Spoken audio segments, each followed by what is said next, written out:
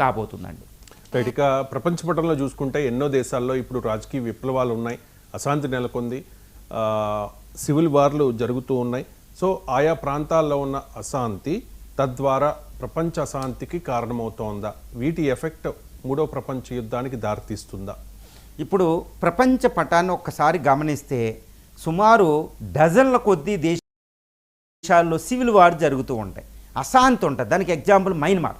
ఏదైనా ఒక దేశంలో అశాంతి ప్రబలితే, రాజకీయ అస్థిరత ఉంటే, ఆర్థికంగా సమతౌల్యం లేకపోతే ఆ దేశంలో జరిగే ప్రభావం చుట్టుపక్కల ఉన్న దేశాలన్నింటి మీద పడుతూ ఉంటుంది. ఈరోజు మయన్మార్లో రోహింగ్యాస్ బయటకు వస్తే బంగ్లాదేశ్లో అశాంతి. ఈ రోహింగ్యాస్ ఇండియా వచ్చి టెర్రరిస్టు దాడులకు పాల్పడడం, ఈ రోహింగ్యాస్ సుమారు 40 దేశాలు వెళ్ళడం. దీనికి కారణం ఏంటి? మయన్మార్లో మిలిటరీ జుంటా ఆధ్వర్యంలో మిలిటరీ పరిపాలన, సివిల్ వార్ సిచ్యువేషన్, డెమోక్రసీ రానికపోవడం. చూసారా, ఒక్క ఆఫ్ఘనిస్తాన్ ఈ మయన్మార్లో ఇంత వస్తే రోహింగ్యా అంటూ ప్రపంచం ఆ ప్రాంతంలోనే అలజడి కొనసాగుతూ ఉంటుంది. గుర్తుపెట్టుకోవాలి. ఆఫ్ఘాన్లో ఒక్క ఇష్యూ జరిగితే ఈ తాలిబాన్ వల్ల అమెరికా లాంటి దేశం మీదే తీవ్రవాదానికి ప్రభావితమైంది. పాకిస్తాన్లో ఆర్మీ పాలన వచ్చి సివిల్ వార్ సిచ్యువేషన్ ఉంటే మొత్తం ఇండియా మీద కూడా ప్రభావం. ఈ ప్రాంతం మీద ఇంటర్నేషనల్ టెర్రరిజానికి అడ్డాగా పాకిస్తాన్ మారిపోయింది. తర్వాత లిబియాలో ఒక ప్రాబ్లం వస్తే సూపర్ పవర్స్ వెళ్ళి కొట్టుకోవడం జరిగింది. సిరియాలో ఒక సివిల్ వార్ సిచ్యువేషన్ వస్తే Russia, America, Britain, Europe continent అక్కడ కొట్టుకోబోయింది. చైనా కూడా ఎంటర్ అయింది అక్కడ యుద్ధాన్ని. గుర్తుపెట్టుకోవాలి, సిరియాలో అన్ని సూపర్ పవర్స్ పోరాడుతూ ఉంటాయి. ఇరాక్లో ఇదే పరిస్థితి. కాబట్టి ఏ దేశంలో అయినా ఒక సివిల్ వార్ వచ్చి ఆర్థికంగా, రాజకీయంగా అస్థిరత వస్తే ఆ ప్రాంతంలోనే అశాంతి వస్తుంది. ఇలాంటివి సుమారు 3 డజన్ల కంట్రీలు ఉన్నాయండి. ఇప్పుడు ఇరాక్, ఏషియాలో చూస్తే ఇరాక్, ఇరాన్లో ప్రాబ్లము, సిరియాలో ప్రాబ్లము మనం చూస్తూ ఉంటాం.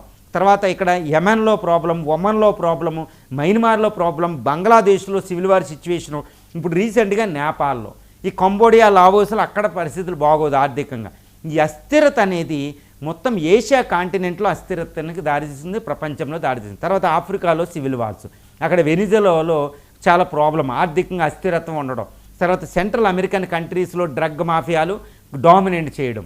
ఇవన్నీ చాలా డేంజరస్ అనమాట. అంటే ప్రపంచంలో అశాంతికి, ప్రపంచంలో సూపర్ పవర్స్ కొట్టుకునే విధంగా చేయడానికి, ప్రపంచ ఆర్థిక వ్యవస్థ కుంభో, తర్వాత ఏదైనా అస్థిరత వస్తే దాంట్లో కంట్రోల్ చేయడానికి వేరే దేశాలు సూపర్ పవర్స్ పాలిటిక్స్, ఇవన్నీ మూడో ప్రపంచ యుద్ధానికి చక్కగా అగ్ని మొత్తం వేసి పెట్టినాయి అనమాట. ఎండ గడ్డి వేసినట్టు పెట్టే కార్చిచ్చేస్తే ఇదంతా వెళ్ళిపోతుంది. ముఖ్యంగా ఆ దేశాల ప్రజలు సైన్యంగా ఉపయోగపడతారు, ఆ దేశ వనరుల కోసం పోట్లాట. సో ఆ దేశంలో ఫర్ ఎగ్జాంపుల్ మయన్మార్లో సివిల్ వార్ జరుగుతుంటే ఇండియాకి మయన్మార్లో సిచ్యువేషన్ చాలా ఇంపార్టెంట్. ఎందుకంటే కమ్యూనిస్టు చైనా అక్కడికి వస్తుందని ఇండియాకి భయం. తర్వాత మయన్మార్లో ఆధిపత్యం వస్తే ఏషియన్ కంట్రీస్కి ప్రాబ్లం, తర్వాత అమెరికాకి ప్రాబ్లం. కాబట్టి మయన్మార్కి చాలా కన్సెషన్స్ ఇస్తూ ఉంటాయి, మనం గుర్తుపెట్టుకోవాలి ఆ విషయాన్ని. తర్వాత ఇరాన్లో ప్రాబ్లం వస్తే ఇటు చైనా, రష్యా ఓ పక్కన ఉంటే అమెరికా ఓ పక్కన ఉంటుంది. ఇరాన్తో సంబంధాలు మనం ఇండియా కూడా వెళ్ళాలి, ఎందుకంటే అది ఆయిల్. చూసారు, ఒక దేశంలో సివిల్ వార్ వస్తే అది కుక్కలు సింపిన విస్తరలాగా ఆ దేశంలో పరిస్థితి ప్రపంచంలో అలజడికి దారితీస్తుంది. ఇలాంటి ఒక 36 సివిల్ వార్ సిచ్యువేషన్ల ప్రపంచంలో ఉంటాయి. దాన్ని రోగ్ స్టేట్ అంటారు, దాన్ని ఫెయిల్డ్ స్టేట్స్ అంటారు. ఇది ప్రపంచంలో అశాంతికి దారితీసి ప్రపంచంలో మూడో ప్రపంచ యుద్ధం ఆల్రెడీ మొదలైందా ఈ సివిల్ వార్ల పరిస్థితి మనం చూసుకోవచ్చు. ఫర్ ఎగ్జాంపుల్ ఈరోజు సివిల్ వార్లో సిరియా అనేది ఒక అత్యున్నతమైన సివిలైజేషన్, అద్భుతమైన సివిలైజేషన్. ఈరోజు సిరియా ఎన్ని భాగాలుగా విడిపోయింది. అక్కడి నుంచి ఐసిస్, ఇస్లామిక్ స్టేట్ పుట్టుకొచ్చింది. రష్యా, అమెరికాలు మూడో ప్రపంచ యుద్ధం దాకా వెళ్ళే పరిస్థితి అక్కడ రష్యాలో తాండవించింది. అక్కడ చైనా ఎంటర్ అయింది. ఎన్నో దేశాలు ఎంటర్ అయ్యి యుద్ధ విమానాలు అక్కడ ఆయుధ ఫీల్డ్. ఎలా చెప్తారంటేనండి, ఒక సిరియా సివిల్ వార్లో ఇటు రష్యా, అమెరికా, యూరోపియన్ కాంటినెంటు, చైనాలు ఈ దేశాలు ఉపయోగించిన బాంబులు రెండో ప్రపంచ యుద్ధంలో వాడిన బాంబుల కంటే ఎక్కువ పేలినాయి సిరియాలో. దాన్ని బట్టి సివిల్ వార్ ఎంత డేంజర్ అండి. కాబట్టి వివిధ దేశాల్లో సివిల్ వార్లు మూడో ప్రపంచ యుద్ధం. ఈ సివిల్ వార్లు మూడో ప్రపంచ యుద్ధంలో ఒక భాగం.